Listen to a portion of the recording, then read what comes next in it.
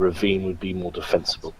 He takes his axe and he wipes it off on his bloody apron. And as he's wiping this apron off, he says, "My friends, may I please have a word with you alone?" And he kind of looks at everyone, and they're kind of baffled as to what you've just said. And the crones, they all, with their very high, piercing, screeching voices, they say, "Back to your homes for now.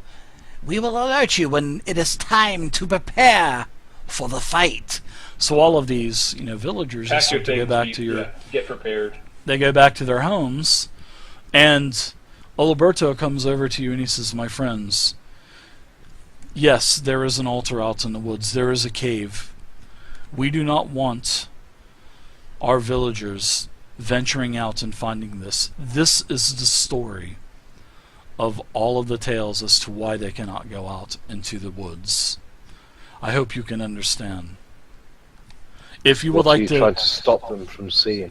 If you want to venture out there, it has to do with our pact. If you would like to venture out there, I will not stop you." For the sake of speed, because we may not have much time, what can you tell us this pact now? We may need to go out there and look more, but it could save a lot of time if you could tell us what you know now, because we won't have much time before we are attacked. I've told you, my friends, we made a pact with creatures from the depths.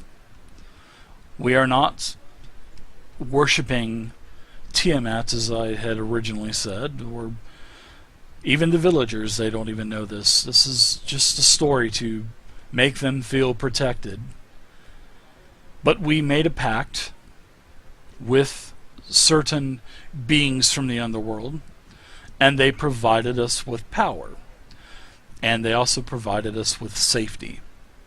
And they also gave us the knowledge on how to summon help if we ever needed it. So can you do that? I can. I can, and the crows can. We can fortify the village. We have plenty of things that we could use to fortify. We have piles of wood. We can make pits. We can make ditches. We can use our nets. We can put hooks in the nets. We can do all kinds of traps. We can prepare, but we don't know when is this going to happen. How much time do we have? We don't have time for that. We must tonight. We can to it could be in 3 hours, 4 hours. It could be in half an hour. It is some point tonight we are being attacked. So it may be worth calling your help for defense for when they get here. What sort of help is this? What sort of help? What do you mean? You can summon help. How? What? We can summon something from the underworld to help us. It's a ghoulish figure, very fleshy. And he won't attack us? He calls himself the Lemur. He will help protect us. But that is the pact that we have signed. You or us? My parents, my grandparents signed this pact. And this pact took place 60 years ago. Like I said, I was a child. That part is true. I wasn't there. I did not acknowledge anything. I didn't know what was going on. But eventually, as I got older, my family told me what this pact was and what the pact was for. And it's to give our villagers a sense of hope. We do not worship the gods that you do. We worship the gods. You don't know who we worship. Well, we won't even go into that. God, I figured belief. I figured everyone from the mainland practiced and worshipped the gods of the heavens. Well, we don't do that. We practice and celebrate the gods of the underworld. The creatures from the depths. I do worship God of the heavens, but I also follow a being from the underworld like yourself. So I can see where you're coming from. There is power from there. But it is a dangerous power, but you've got to be careful on the deals you make, 'cause it can bite you. The deal has lasted 60 years. Into it. I No did fault that, of his yes. own. Thank you. So shall we fortify the village? We need to do what we can. And as I said, if you would like to, we will start fortifying the village.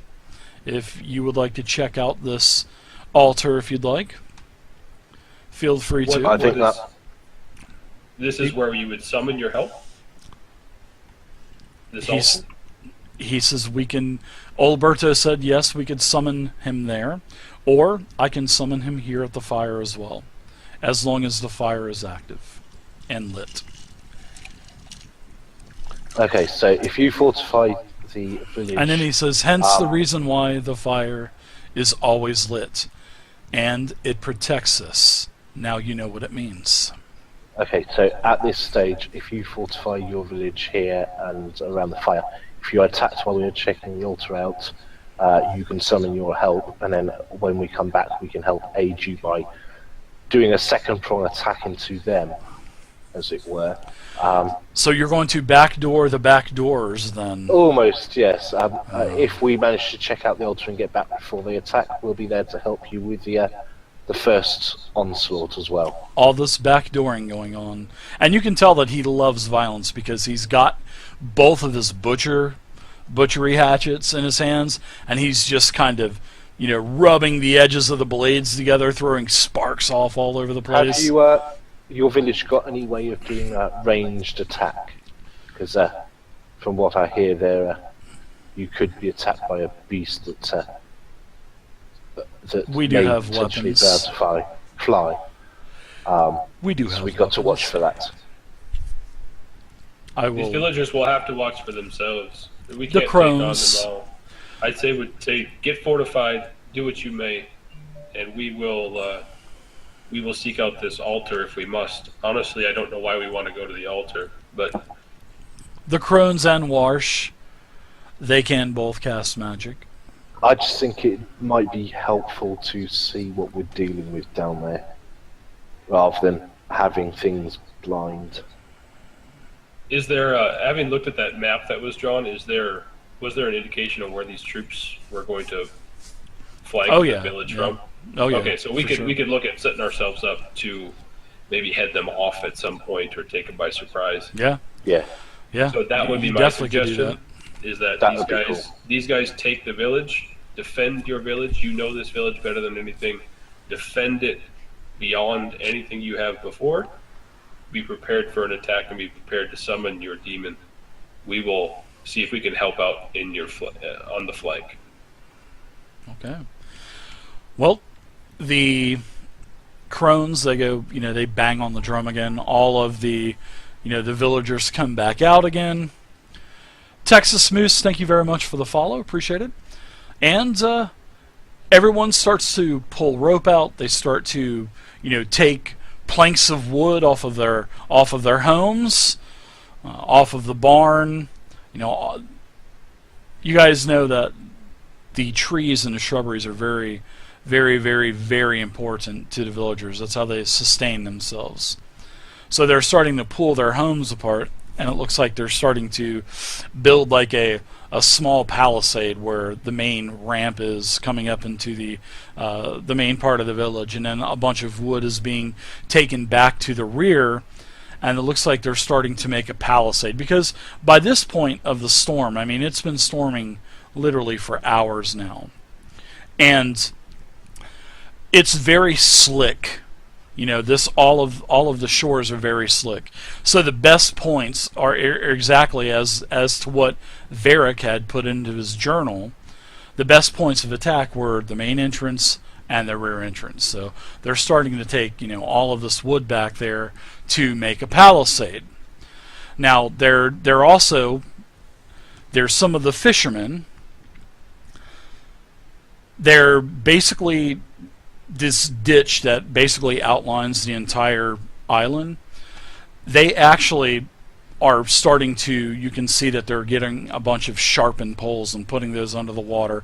You can see that they're taking fish nets and they're taking these fish nets that just have, hundreds and hundreds of hooks on the nets, and they're starting to submerge these nets under the water, under the ditch. So you can see that they've actually kind of been prepared. They're breaking out shovels. Seems like they're digging some pits, and they're going to put some, sharpened posts down at the bottom of that. Like I said, hook nets are putting hook nets up into the trees because they're very transparent, and with the sunlight being gone, people are, these kobolds and bandits are just going to run right up into the hook nets and ruin their day, basically. And then they're also setting all kinds of trip lines and whatnot. So, yeah, it looks like and then there's, they've also got a couple swinging traps they're also trying to hang up and whatnot. Well, it looks like they're a little more well prepared than I had anticipated. Yeah, yeah. A lot of that stuff, as you guys are, at the main entrance, right there, where the landing area is, that's where most of this stuff is coming out. Well, I want to make sure my horse doesn't die because I don't want to pay for it. Yeah, your horses are. Yeah, that's right. You guys have horses there in the stable.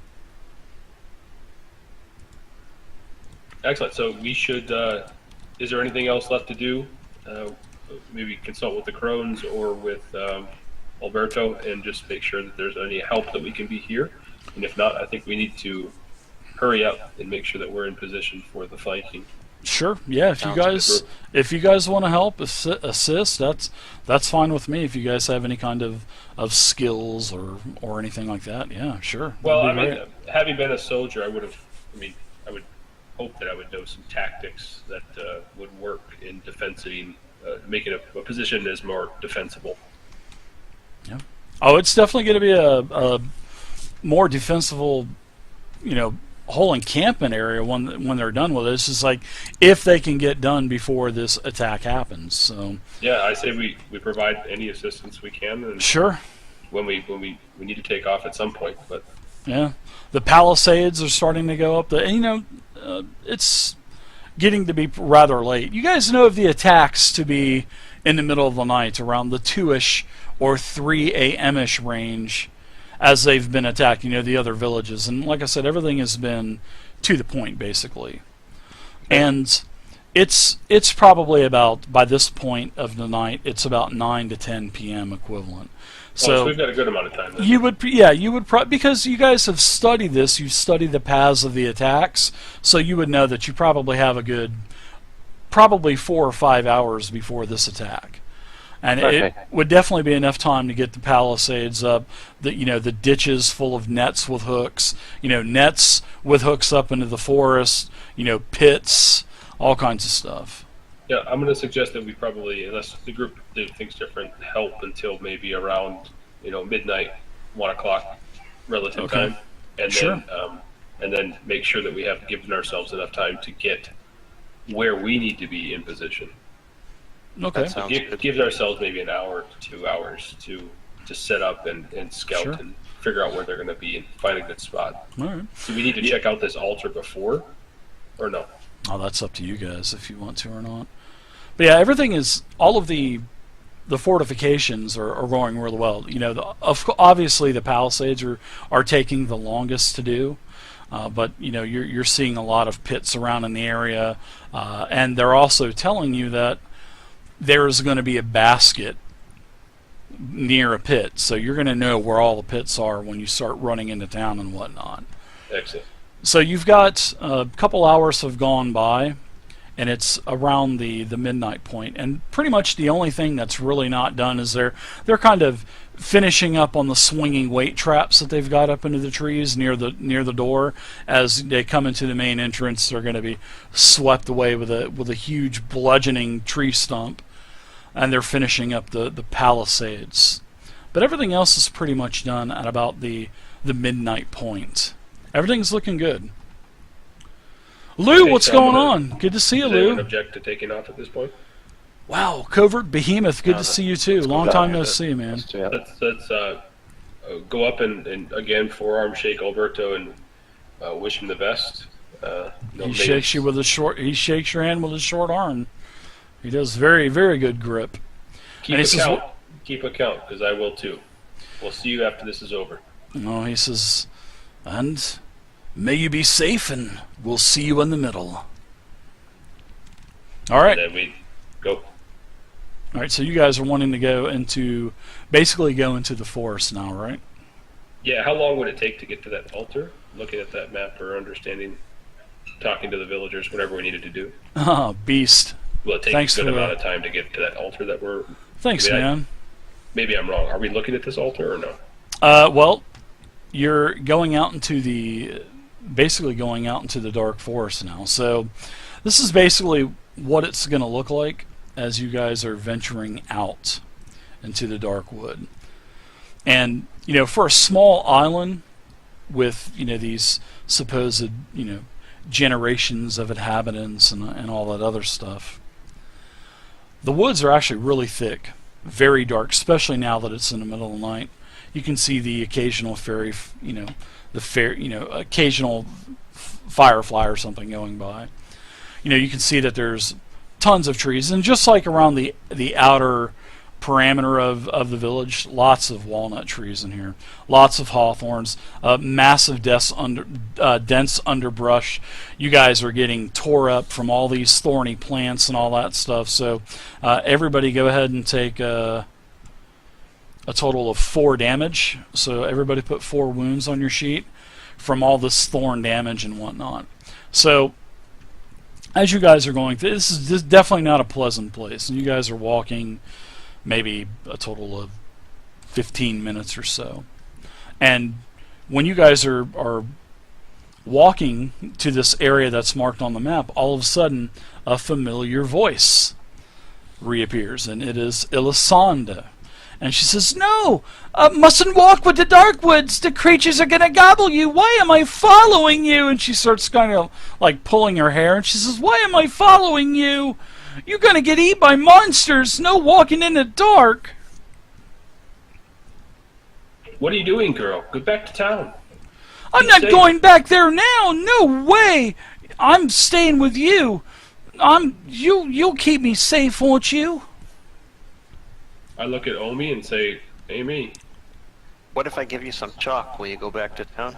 "No way. I'm not going back. Well, that stuff did taste pretty good, but no. I don't even know my way back. I've been following you. I don't know what you were doing." Silly, stupid girl. I think we're stuck with her, guys. Yes. Follow closely. Do not get lost. "I won't. I'll help you." And don't slow us down. she picks up a stick. No, don't help. You just follow closely. She picks up a stick and she swings it a couple times, and you can hear it whiffing. Wow, wow, wow. And she says, as she's doing "Elisanda will help." Run up to her and grab the arm that holds the stick in it, and I'd like to just pick her straight up in the air. And I said, "You stay out of the way. If we run into any danger, you hide immediately. Understood?" "Okay, I hide." And so I'll just drop her. She falls down. Her knee buckles. "Oh, my ACL!" I'm just kidding. No, she just falls down and she says, "Okay, I'll hide." So as you guys get to the other side of the island, like I said, about a 15-minute walk through all these briars and thorns and shit like that, you guys actually see that there's a cave at the bottom of this like water-filled ravine. And as you're going through this tunnel system, and there's like a waterfall and stuff that you actually, this cavern is beside, you walk through this cavern for a little bit, and on the other side of this cavern, you start to see that there is like an entrance, and I've shared another image, and there's another entrance to what appears to be a man-made decoration to a natural cave. But the first thing is, you're going to have to climb down this last part of this tunnel, and I forgot to tell you guys this before. So why don't you guys all give me some strength checks. If you have athletics, you may add that proficiency in as well. I do have a climber's kit, if that would help at all. Sure, you can even gear up that way if you'd like. Kel, you make the descent into the ravine. Thank you again, Athletics East. or That's really acrobatics? nice of Which you. one I is it? appreciate it, man. Athletic. Yep, athletics. It would be just plain strength if you didn't have athletics. All right, so wow, the strongest of all of you fails the strength. In fact, no, I'm not going to do that because you would get a plus on the athletics check for wearing your gear. Oh. So yeah, it's going to take you over the minimum of a 10. So I wanted a 10. Kel, you gave me a 13. You're going to give me about a 14 mark, and then Omi is going to give me an 11. So you guys take no falling damage, which would have been about 10 to 20 feet anyway. And as you get to this entrance to the cave, you know, it is definitely a natural cave. It's probably been there since the beginning of time. So Elisanda, she starts to speak up now, and you guys, she says, "What's this? What's this? This must be the creature, the lair." And her eyes are like super wide. She's totally scared, and you know this cave entrance is about 5 foot, wide, about 10 foot high, and seems like it goes in for about 60 feet. And Elisandra, she's just hanging on to the back of your leg, Marcus. As every step you take, you can feel that you're kind of, she's kind of wrapped around your leg as like a little kid would do, and you're just kind of easily carrying her because you're a strong, bruteful half-orc. So you're walking in there with her. Like I said, the corridor's about 60 feet long, and the floor is very dry. No leaks, nothing like that. No water dripping, surprisingly. And all of a sudden, you travel about another 30 or 40 feet, and then it opens up into a large room. Now, who doesn't have dark? I think everybody has dark vision, don't they? Yeah. Yeah. Oh, just FYI, I have to leave for work in about 10 minutes. Oh, we're almost done. Perfect. So, you get to this large rectangular room, and in the center of this large room is a block of stone. And as you guys can see with your dark vision, there's blotches of all kinds of rust-colored stains that are kind of, overflowing to the side of the large block. And in this large room, there's all kinds of walls. Well, there's all kinds of walls.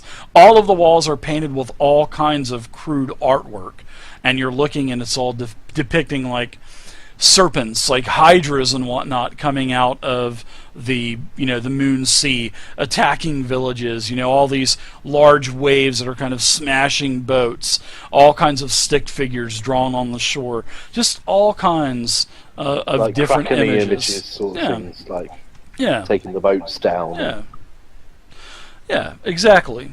And then there's some that are even depicting of an island, and stick figures on this island with these bags, and it looks like they're dumping things out onto the ground.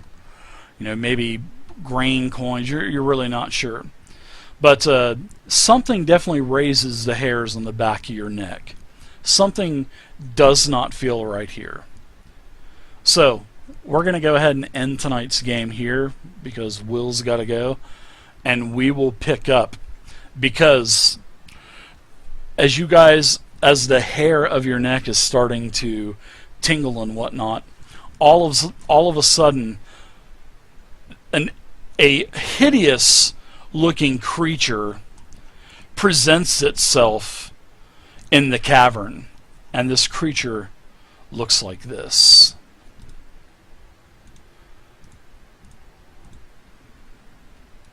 Oh, wow. Oh. Nice. Nice. Yeah, the creature looks like this. So that's where we're going to end the game.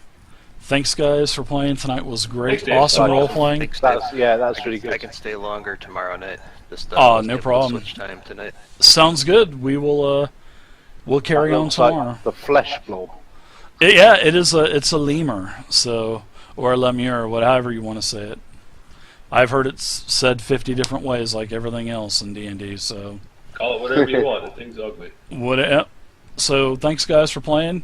You're going to Alright, get thanks, a Dave. total of, for your experience points, you'll get a total, great roleplay tonight, so you'll get 300 experience for tonight.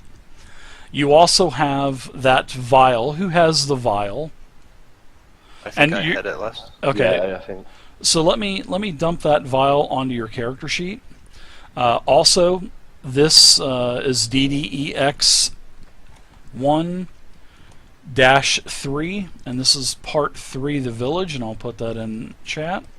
You guys are going to get three downtime days as well, and no renown points, no money. The only loot that you guys got tonight was the tome, and you also got the poison, and I'll add the tome and the poison onto your sheet, Omi.